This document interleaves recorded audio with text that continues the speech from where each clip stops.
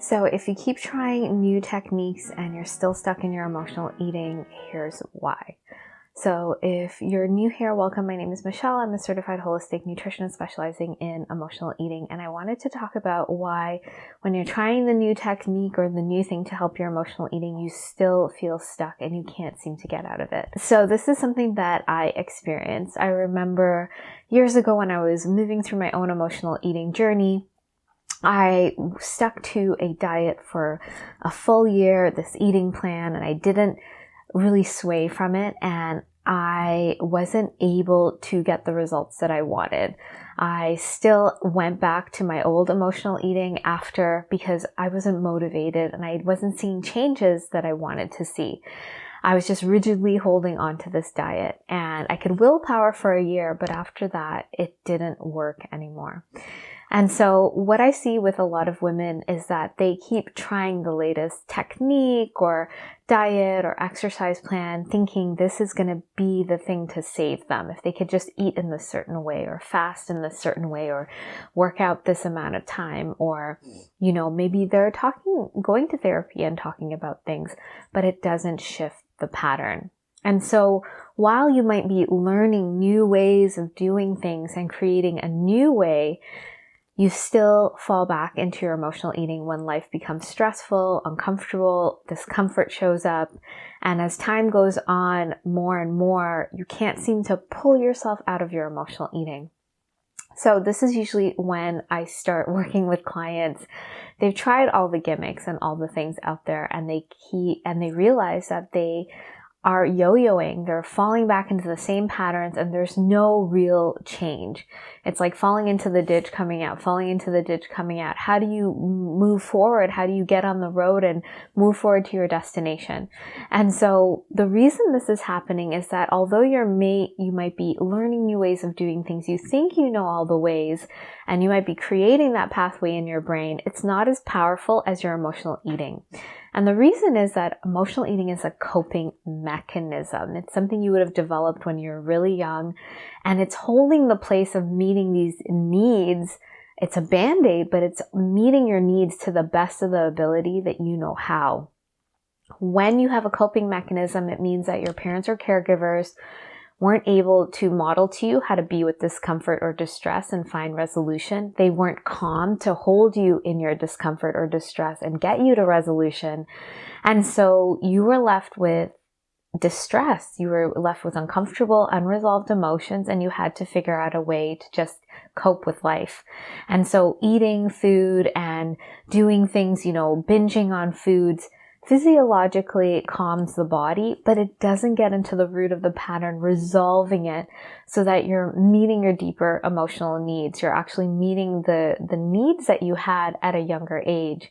And so any other tactic or technique that you put on top of that is also not coming close to meeting those needs. The closest tool that you have is emotional eating. So in a way, emotional eating is helping you move through life, cope, not be in pain all the time, but it's not actually resolving anything. And so without getting into the root of your emotional eating and getting into the roots of it and learning how to meet your true needs, true emotional needs, you're not going to shift this pattern.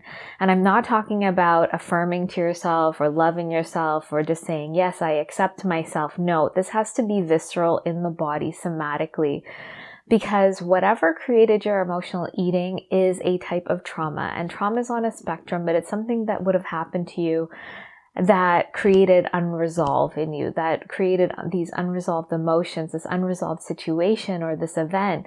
And from that, you decided on some level that the only way you could get your needs met was through food. Or maybe you have other coping strategies like people pleasing. These usually go hand in hand with emotional eating.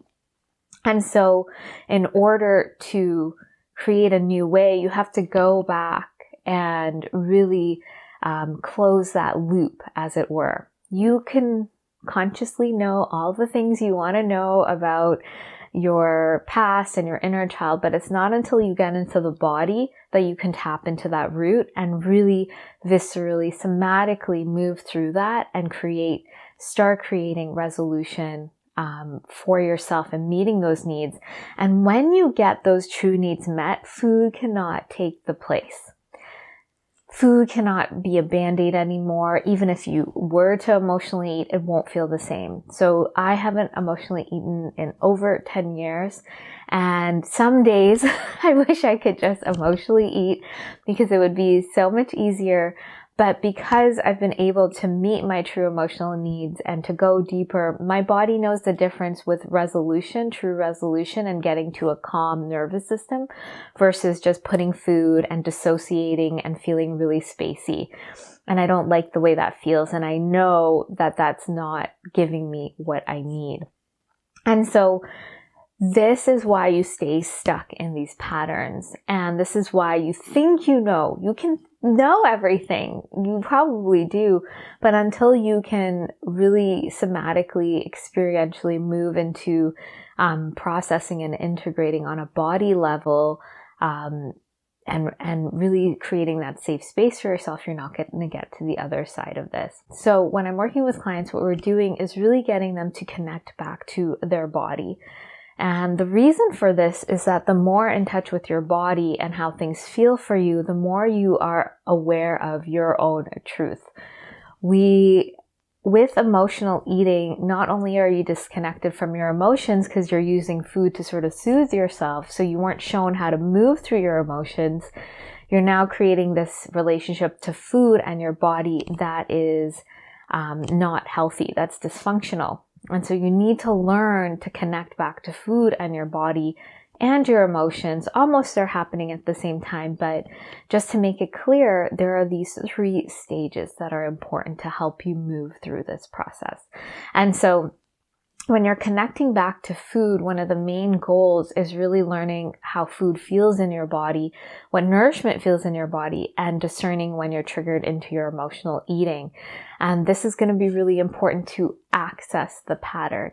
And so if you want to get started on that, this is the first step I give to paid clients, but I have a free guide called What Are You Truly Hungry For? You can find out more below. And you can start getting to learn the difference between true and emotional hunger and start to catch your triggers. So when you are connecting back to food, you can start seeing where your emotional eating is popping up because if you don't have this discernment, it kind of looks like you're constantly hungry. And that's the way I felt for a really long time. I didn't know what hunger felt like in my body. No one taught me this. I just was constantly triggered and thinking I needed food to sort of soothe me. Not on a conscious level. It was just what I was triggered into. The second layer that's going to be important is connecting back to your body. Because we can, impact our hunger and be triggered into our emotional eating with the way we are connected to our body. So if we are, let's say, not sleeping well, if we're not honoring our body, if we're shaming our body, we're going to get triggered into more emotional eating. And we need to sort of look at all of these layers to know that it's not just with emotional eating, there are layers. It's not just one linear line. And so when you connect back to your body, you start honoring your body, you start trusting your body, you can start seeing where you're triggered into emotional eating because you're shaming yourself. You can start seeing when you're triggered into emotional eating because you didn't sleep well enough or you didn't have a good nighttime routine, or maybe you ate less the day before, you're hungrier the next day, and you might mistake that for emotional eating. You have to really look at how are you feeling with the meals you're taking in, with your movement. Maybe you had a busier day, a more stressful day, and that's going to trigger more emotional eating. And of course, the third layer is really from those finding the triggers, the emotional triggers, learning to see where emotional eating is popping up, where the shame is popping up once you've met sort of the more physical needs of your body. And this is not to say I ate X amount of calories and now it's emotional eating. It's how does food feel in your body? How do you feel in your body? And when your emotional eating is coming up and you ask yourself what do you actually need, you can start seeing those emotional triggers. And here is where you learn to create and become the person that can meet your deeper emotional needs, learning how to feel safe in your body, resource to go deeper into those emotions, to not run away from them, but in a safe way. It's not just about feel your feelings. So if you're not resourced enough or you don't feel safe enough in your body and you feel your feelings, and let's say you're very sensitive, you might just be crying and there's no stop. Or you might say, I don't feel the need to cry when there's a part of you protecting you. So there are different layers to this, especially when we have a coping mechanism like emotional eating. There's some layer of trauma under there. But once you're able to get into the roots and really learn how to meet your true emotional needs, and part of this is that I'm modeling this for clients, I'm guiding them through private sessions, and then they have meditations they can work on this process themselves. We're getting into the core root, resolving and integrating what happened, and then moving forward in a way that meets your true needs, and that food can never fill that hole. Food can never meet these deeper needs. It's very different. They're so different. And this liberates you so that you can now have the relationship to food that you want and to your body, because these are usually intermingled. We're chasing a body to get deeper emotional needs met when they're very separate, or chasing, again, a body by restricting food or treating food in a certain way to get these deeper needs met. And they're very different. Once you're able to get into this old loop, resolve it, integrate the emotions around that, and meet your true needs, you're going to shift that pattern. It's not about bandaid, now you eat this way and we don't look at what's going on under the surface. Now you move this way and we don't look at what's going on under the surface. If we don't look at the deeper root, we will stay stuck and we will keep yo-yoing, because that deeper pattern, emotional eating coping mechanism, is helping us, and the other things we're learning are not. So we need to get into it and actually truly meet our needs in order to remove food as sort of the band-aid.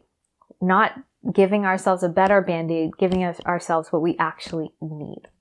So I hope that makes sense. If you have any questions about that, let me know. And so if this is resonating for you and you want to get started on this journey, like I mentioned before, I have a free guide called What Are You Truly Hungry For? The best first place to start is really to start learning to discern true from emotional hunger and catching your triggers.